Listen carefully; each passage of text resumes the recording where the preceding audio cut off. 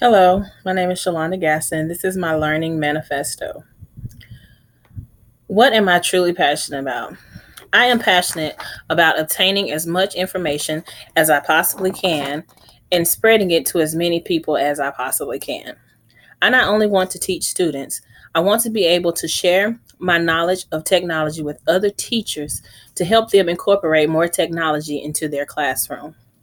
We live in a digital age now, and putting a child on a tablet to keep them quiet has turned into children knowing more about technology than an adult. I can say as a parent that my children know way more about technology than I did at their age, and that is because of the digital age that we live in.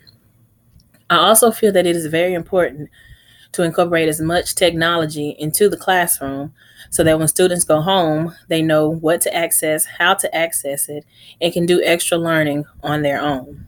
So, what do I think the emerging issue related to digital learning and leading at the state, regional, national, or global level? I'm going to mainly deal with the state level because I have not reached out to the regional or national or global level for that fact. But the emerging issue I see related to digital leading and learning is the ability to use technology. I see this issue a lot. Some parents do not have the means of accessing technology on a level that will allow their children to grow intellectually. For example, every year I send home letters for students to be able to log into the computer or iPad or even a phone to practice on math websites such as Prodigy. When I go in to check to see if they have logged on and access the home side of the Prodigy app, there is not always 100% login. So the next day, I'll talk to the children and they'll tell me about the games that they played at home or how they watched YouTube videos all night on their parents' phone. And as talking to the parents, they say that they do not know how to access the Prodigy app or get to the website. And so I think that digital learning is very informative to students because it can help them by giving them immediate feedback. And so I feel that if parents would take the extra step into actually putting the child on the iPad or computer for an extra 30 minutes a day, how much that it can help a student grow because unlike paper and pencil, you get immediate feedback and you don't have to wait for the teacher to grade your paper. So in Prodigy, it's a website where kids can go and practice math, certain math problems, and whatever we are learning in class.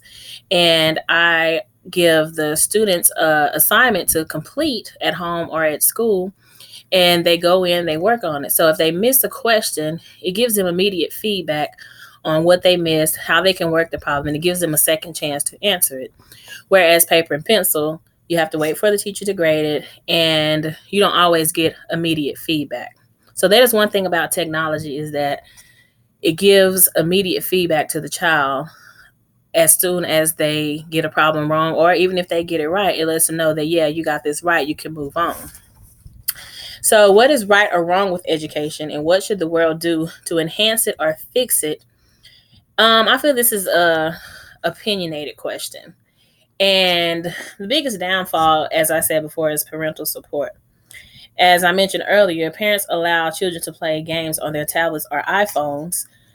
And why not turn that time into educational games? There are many, many, many different educational games and videos for kids to watch that can help them in class later on or even the next day.